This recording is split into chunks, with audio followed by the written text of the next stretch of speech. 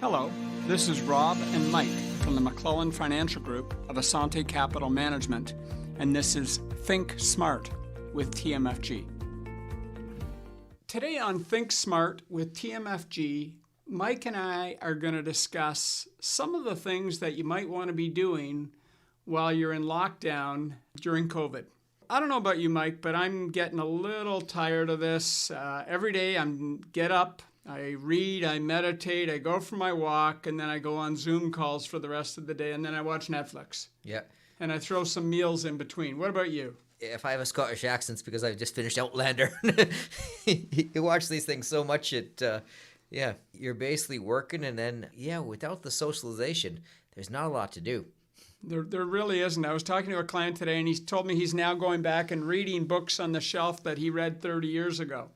So we're all a little pressed for things to do. This past weekend, my wife Ingrid and myself decided to, now that we're childless in the house, we're empty nesters, we went down to the basement and decided to tackle the basement and the storage area of the basement, which, we keep adding things and never taking anything really out. It was a full 2-day project. We were hoping to get it all out of the house and gone out of our lives. Unfortunately, Value Village and Goodwill are closed, so it's now moved from the garage or from the basement to the garage. But it will be gone one day. Your kids would thank you when they're going to put you in old age home. They will. There'll be less junk to deal with. That's for certain. And anything of value that we thought she's tried to sell some stuff on Facebook and so on. She's done a pretty good job on that. And anything else we just put at the end of the driveway, and it's literally gone within hours. So I always feel good about that. So what should people be doing? What are we going to do? We're in this thing. It's the winter. We're in it for who knows how many more months. In all likelihood, we're not going to be doing much traveling or socializing for the rest of 2021. Maybe it's a good time to get some things in order. Yeah. So let's start with number one. I'm going to start with car insurance. Why do we have car insurance?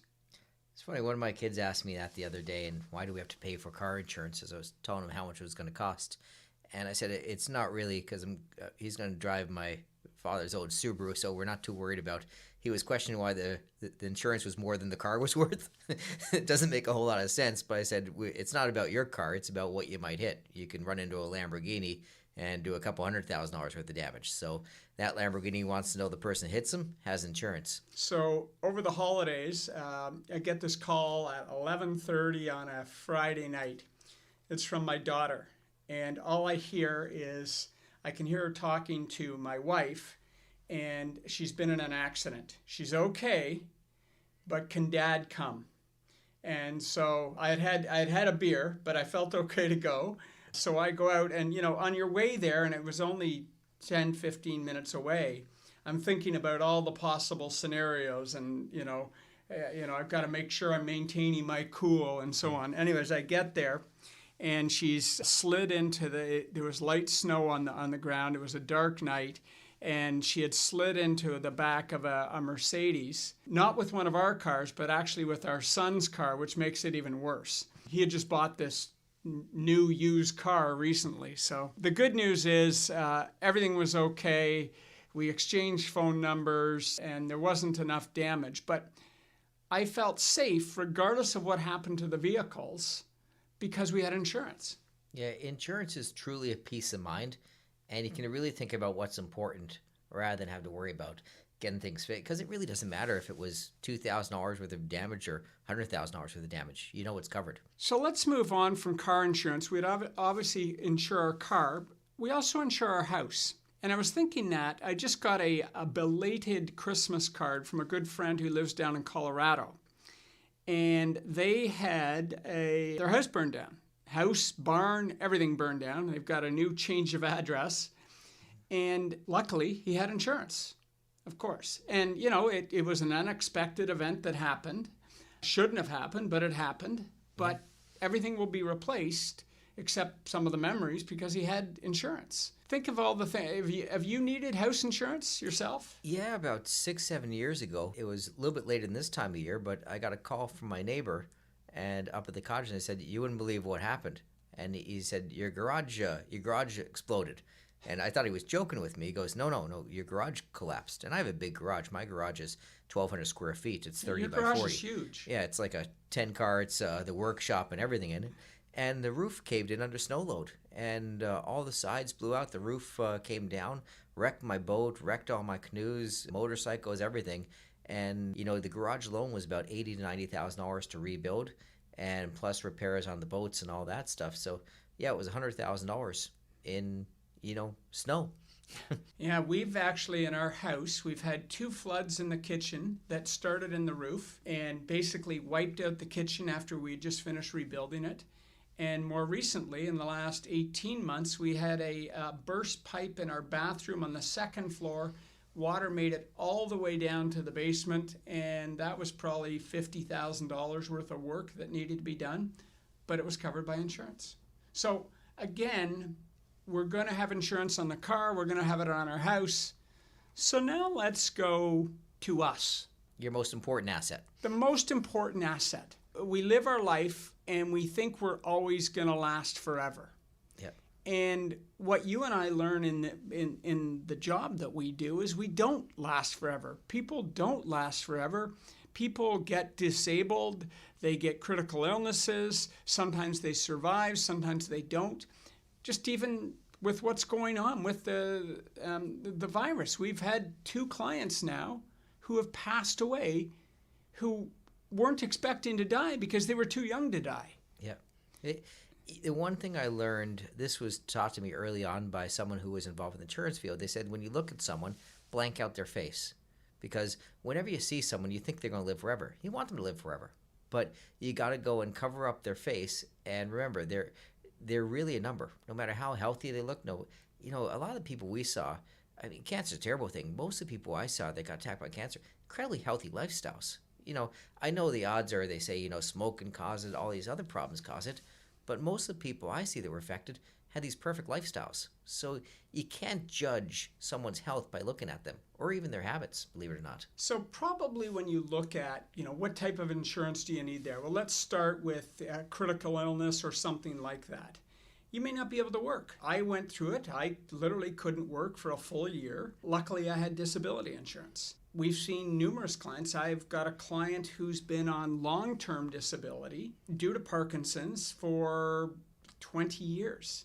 And he's been receiving a check every month for 20 years, and it's a pretty good check. I've had 2 same situations, and they're horrible diseases, but they'd be even more horrible if the financial consequences came along with them, right? And somehow it's a small light at the end of the tunnel, what you have to go through, but knowing your family's taken care of is a big plus. And that's what it's about. It's not always, as you do this for a while, a lot of things aren't about you, it's more about your family. When you have a family, no matter what happens to you, you got to make sure that family's going to eat and still go to school. And we were talking about life insurance. I always remember my dad had a life insurance policy. And it seemed odd that my dad would buy life insurance, this old guy. But he always told me it was... he wasn't old. He was just probably the same age you are he now, was the but same you viewed him as He actually old. was the same age as me, I think. But he had a life insurance policy. It was to pay for the daughter's weddings. Old school, you had to pay for your daughter's wedding. And until they got married, he made sure there was life insurance policy in case he died to make sure that he covered his obligation to that. So disability insurance, one of the reasons people don't get it, it's very expensive. But we've had we know we've got a lot of clients that are now self-employed. Even more important, you're not going to have a company plan. So disability insurance. What about critical illness insurance? So you and I remember this is probably 15 years ago, decided to sign up for critical illness insurance. We had an insurance salesman come to our office. He said, here's what you should do. We're going to make it a forced savings plan. It was for $250,000 each. Both of us were perfectly healthy, and we never thought we would use it. Yep. How did that work out?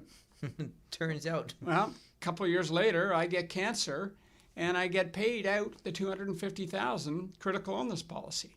And I've got a few clients who have, I know one client in particular has received over $600,000 from critical illness insurance. Yeah. You don't think it's going to happen. He didn't think it was going to happen. I didn't think it was going to happen. It happens. It's life. Yeah, I think that was about 10 years ago. And it's interesting because so far I've been pretty lucky, but we opted for return of premium, which puts into forced savings plan. So I know within the next four years or so, I'm going to get all my premiums back. So it didn't really cost me anything. Oh. I mean, I didn't get the gains on the money over that time, but the peace of mind to have over the last 15 years to know that if anything was to go wrong, I have financial stability, huge. Let's go to the next one, which is life insurance. And that one is just critical, especially for anyone with children. Whether both of you and your spouse are working, or you and your partner are working, if something happened to one of you, there's a pretty good chance that one income family could not support their lifestyle. Yeah. And which means a drastic change in their lifestyle. I went through, within the life insurance, in my family, I went through a lot of, I guess, unique situations. My sister husband passed away when her son was 1 year old. So died of a heart attack. He had a chronic, I guess, heart malfunction, and he was 32 years old and didn't wake up one day. And their son was 1 year old. Luckily, they had insurance, and what that did is that set it up so it paid off all the mortgages and all the stuff like that. So my sister could then go and raise their kid, be able to afford. She still worked all the time, but she could afford daycare and to keep the house and live sort of a normal life with bringing up the child. And then, unfortunately, about 10 years ago, she passed away. And again, there was insurance there to go take care, because now we have a kid that's basically an orphan, and was orphaned at 15 years old. So there was insurance there to take care of him through his life. And he's went to university. He graduated last year. A really smart kid, and he'll do well in life. But this was all through smart planning. So that type of life insurance I'd put under the absolutely have to have. Yep. And we know a ton of people who don't have that. Yeah. They have nice cars. They go on nice trips, but they don't have the have to have. They have car insurance, they have house insurance, but they don't have proper life insurance, and they don't have disability insurance. Yeah. And that's just way too dangerous. It's one of those things that when you do it after a while, I almost see as a bit of selfishness when you're doing that. If you have a family and kids and you're not getting the right insurance, you're really being selfish. You got to take care of your kids. You don't know that you're going to be around. We've learned that over time, so you just have to, it's part of your expenses in life. We also have the advantage in Canada that we really don't need to worry too much about our health care, in that it's pretty much government funded, which we fund through our taxes. If you look down in the States, they have to pay for that health care themselves. So we should have a little extra money to be able to afford that insurance. And we make more. I think the average salary in the States, the average net worth is about $66,000. Average net worth in Canada is about $107,000 per person. It's still not a lot, but you should even just have a little insurance to help. Yep. The last type of insurance, and that's not a have to have, is really estate insurance. And that's very different. Where that I find is really helpful is transitioning the assets to the next generation. Yeah. Right? If there's a cottage, a ski cabin, a chalet, you need that stuff. Look at the price of Muskoka now. These places are going for $4 million. And everyone's goal is to pass their cottage on to their kids and have it become this family. But they got to look at the taxation behind it, because the kids can't afford it. My kids can barely afford the house they got to move into now, never mind the taxes on the cottage. So that's a big thing to cover. Other things we're seeing a lot of now is businesses too. The transition to businesses, where your taxation is so heavy. There's a capital dividend account inside businesses that allow insurance policies to pay to the beneficiaries tax-free.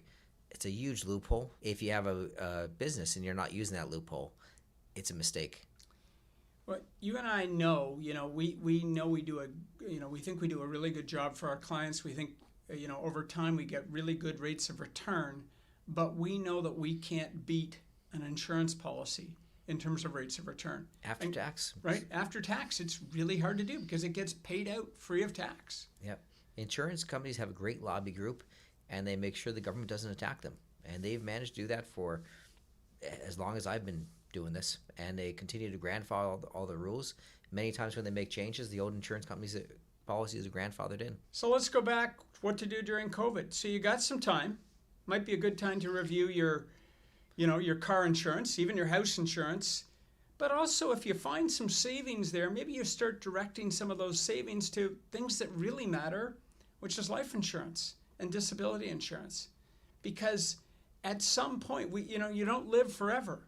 And there's a 50% chance you're going to be disabled at some point. Cancer, 50% of the population gets cancer at some point in their life. These are the facts. They're not just made up. There's something to do during COVID. Yep. We got another idea for next week. This is Rob and Mike with ThinkSmart with TMFG. Hoping that you live a happy life and a simple life.